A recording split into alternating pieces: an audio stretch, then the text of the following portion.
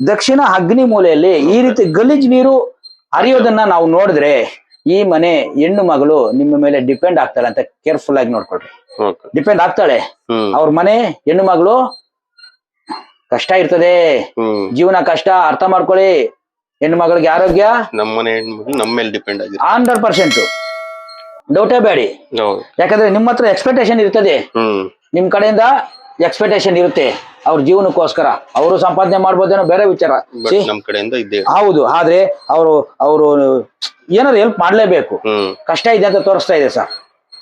ಏನು ಅವ್ರು ನಿಮ್ಮ ಮನೆ ಹೆಣ್ಮಗಳು ದಕ್ಷಿಣ ಆಗ್ನೇಯದಲ್ಲಿ ನೀರು ಈ ರೀತಿ ಮೇಲೆ ಹರಿದು ಹೋಗ್ಬಾರ್ದು, ಕಳ್ತನದಲ್ಲಿ ಪೈಪಲ್ಲಿ ಹೋಗ್ಬೇಕು ಒಳಗಡೆಯಿಂದ. ಹೌದು. ಇಲ್ಲ ಕಳ್ತನದಲ್ಲಿ ಪೈಪಲ್ಲಿ ಹೋದ್ರೆ ಏನಾಗುತ್ತೆ ಗೊತ್ತಾ? ಕಷ್ಟ ಇರುತ್ತೆ, ನಿಮ್ಮ ಹತ್ರ ಹೇಳ್ಕೊಳಲ್ಲ. ಒಳಗಡೆ ಇರುತ್ತೆ. ಅವ್ರು ಸಾಲ್ವೇಷನ್ ಅವ್ರು ಸಿಗುತ್ತೆ, ದಾರಿ ಕೊಡ್ತದೆ.